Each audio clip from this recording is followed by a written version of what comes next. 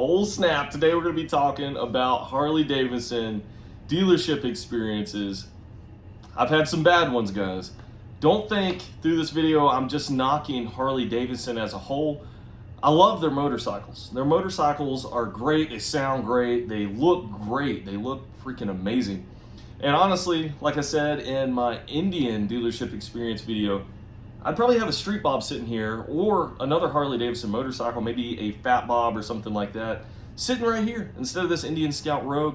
But that wasn't the case. Okay, if you're not in a club, if you're not dressing or acting like you're the most badass person out there and you've been incarcerated 50 times, don't pay any mind to you. Okay, maybe it's where I look a little young as well. They kind of just, they blow me off, so to speak. So that's just some perceptions I've had with Harley Davidson dealerships. But we're gonna dive into it today. Like and subscribe, guys, if you like this kind of stuff, and let's get into it.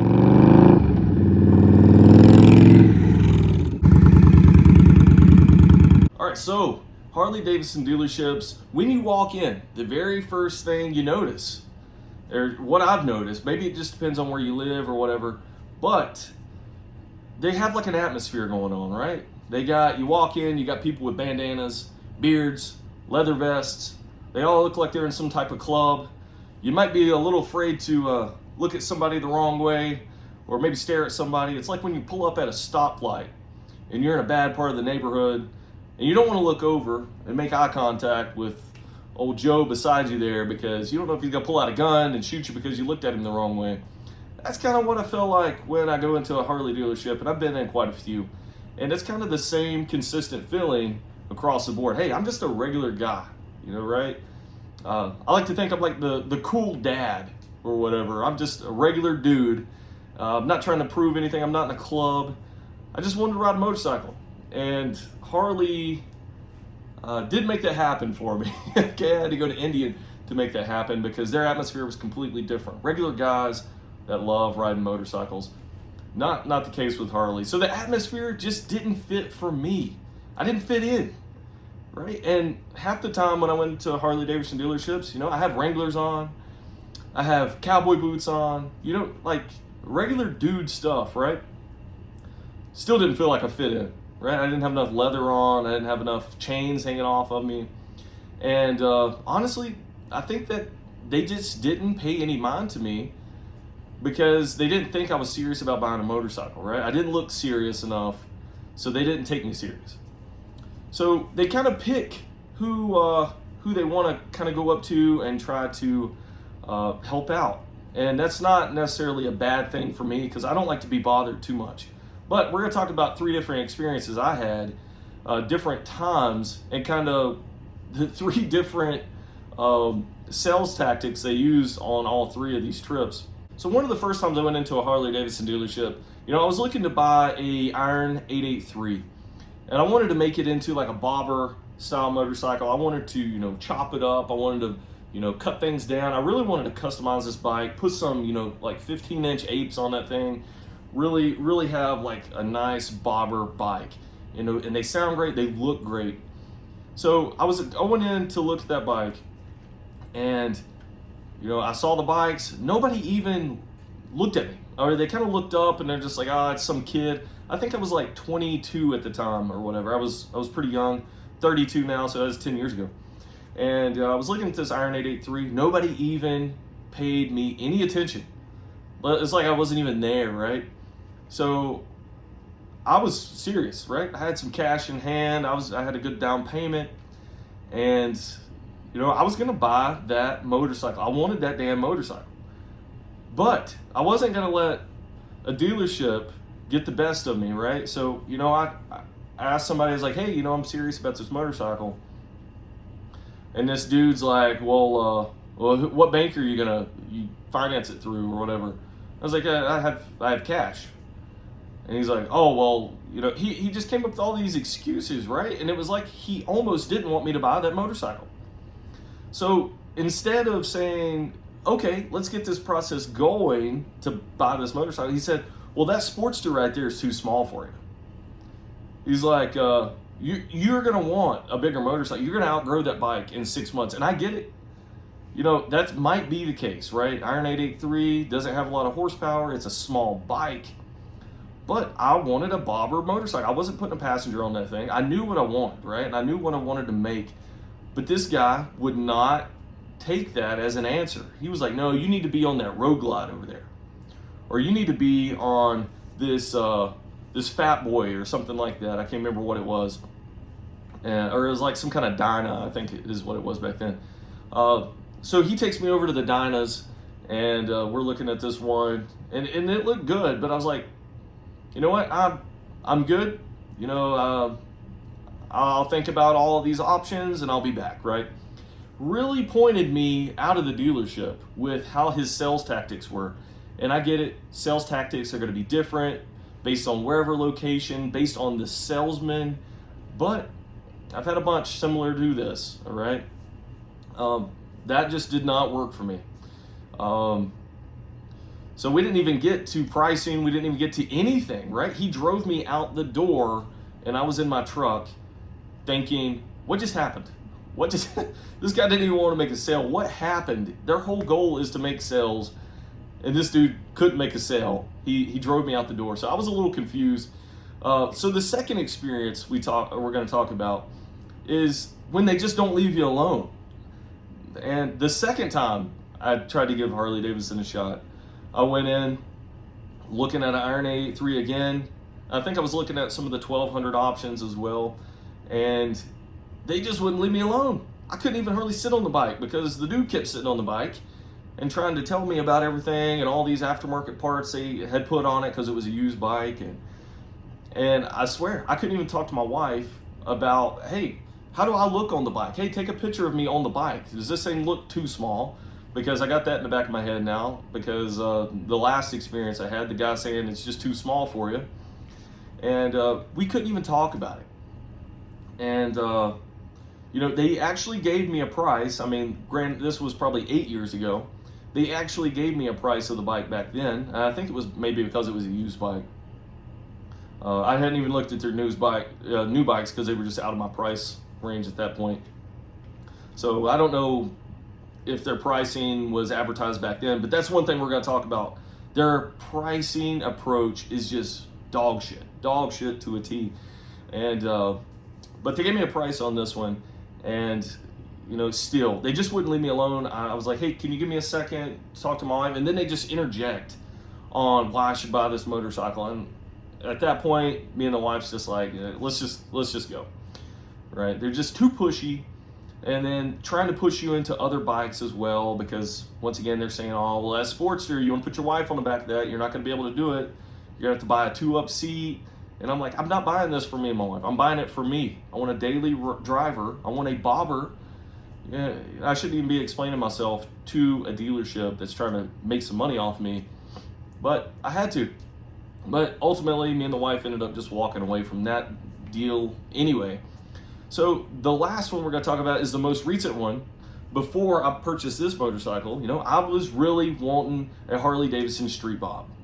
I had looked at it for probably 6 months, and the 2023s rolled out, and they had the black motorcycle with the orange and black number 1 on the side, and I'm like, damn, that thing looks good. I really want that bike, and it had the 114 engine in it.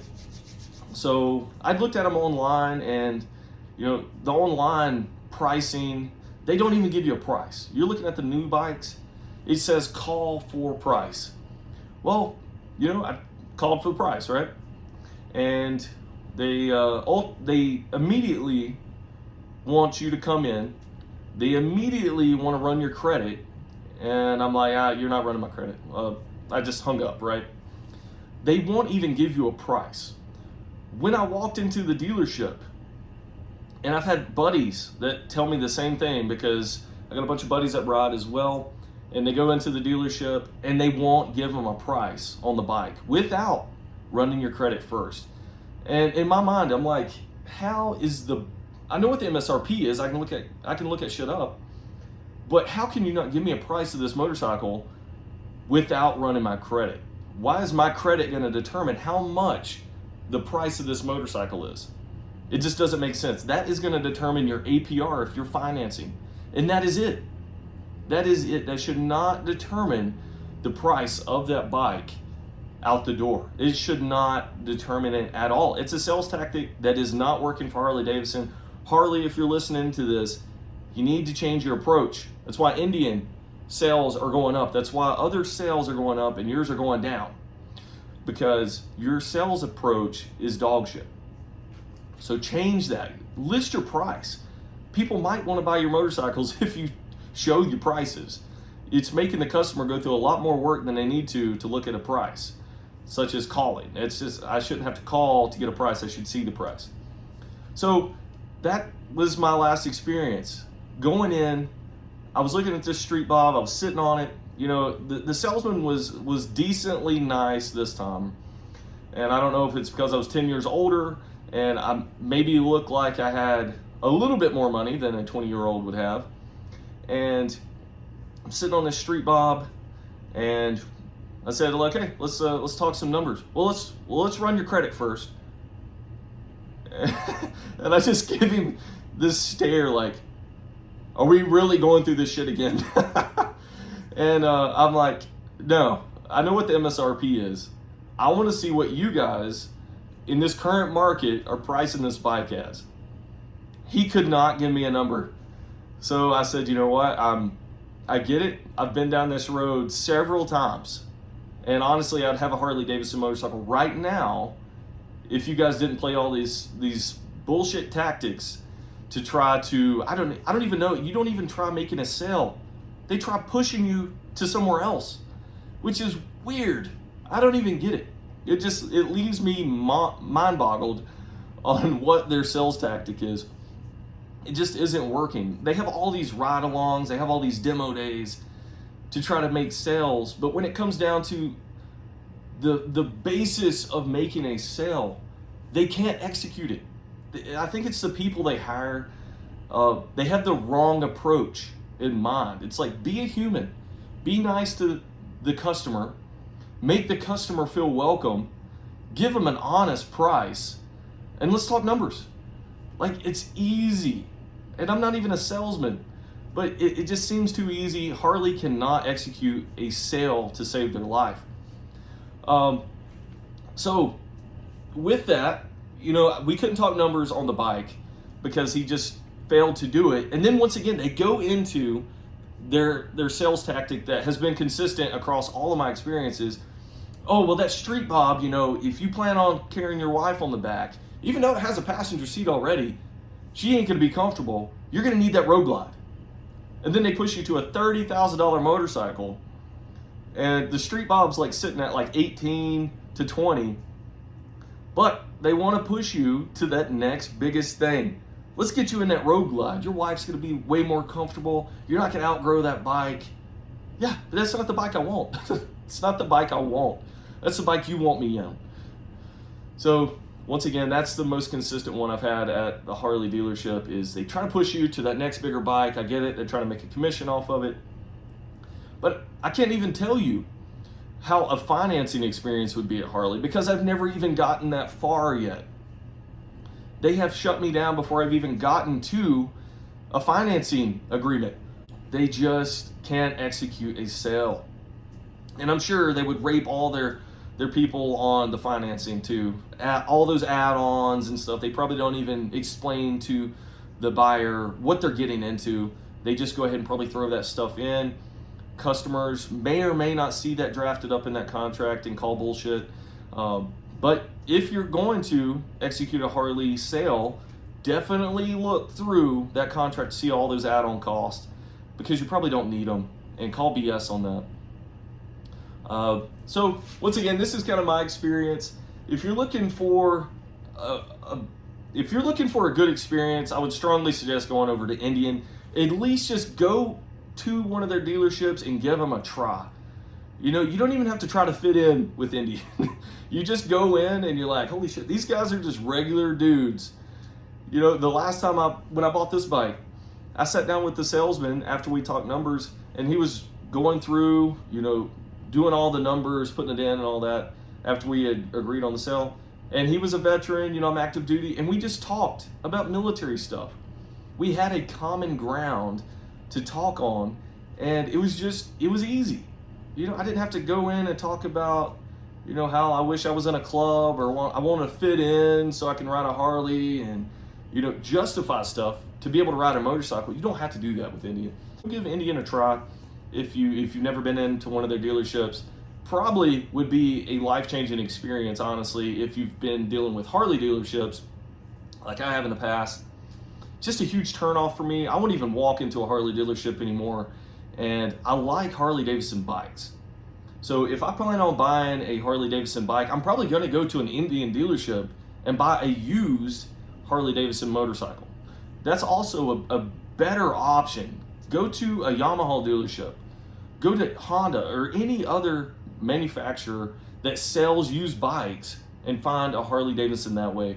You're gonna go around the bullshit, right? You're gonna go around having to fit in with that culture that Harley Davidson has, and I don't even know why it's a thing. I get it, the biker culture is a thing, but Harley Davidson shouldn't be based on that biker culture as a whole, because they're just losing so many sales.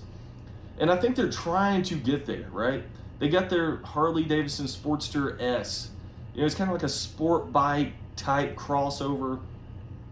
So I get it. They're not trying to, go straight at the biker community anymore for the most part. But man, their atmosphere is just crazy, right? It just blows my mind how they breed this culture in their dealerships, and they're not making the sales that they could if they just toned it down a little bit,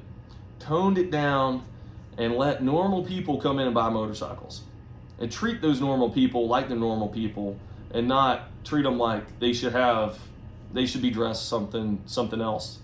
All right, guys, if you like this kind of stuff, sorry for the rant. This is just kind of how I feel about Harley Davidson dealerships. This is how all my buddies feel about Harley Davidson dealerships, and most of them own Harley Davidson motorcycles. And I guess they just put up the bullshit at the dealership, or they purchased them used. I think some of them got them used, so they didn't have to go through it. But, once again, regular people shouldn't have to justify an image to go to a dealership and buy a motorcycle. All right, guys, thanks for watching. Like and subscribe.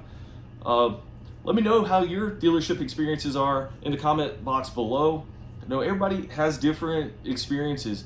Maybe you went into a Harley Davidson dealership and you felt right at home, and you had a great experience. You had a great salesman, financing department was nice, and they didn't try to scam you. Put that in the box below. I'm sure that is out there too. That just wasn't my experience over multiple experiences that I've had when I've actually tried to buy a motorcycle. This isn't even just, I've been in before just looking at motorcycles. These were 3 times where I had cash in hand for a down payment and was looking to buy that motorcycle, and still couldn't make a connection with the salesman enough to make a deal. All right, guys, that's all we have today. Thanks for watching. We'll catch you in future videos.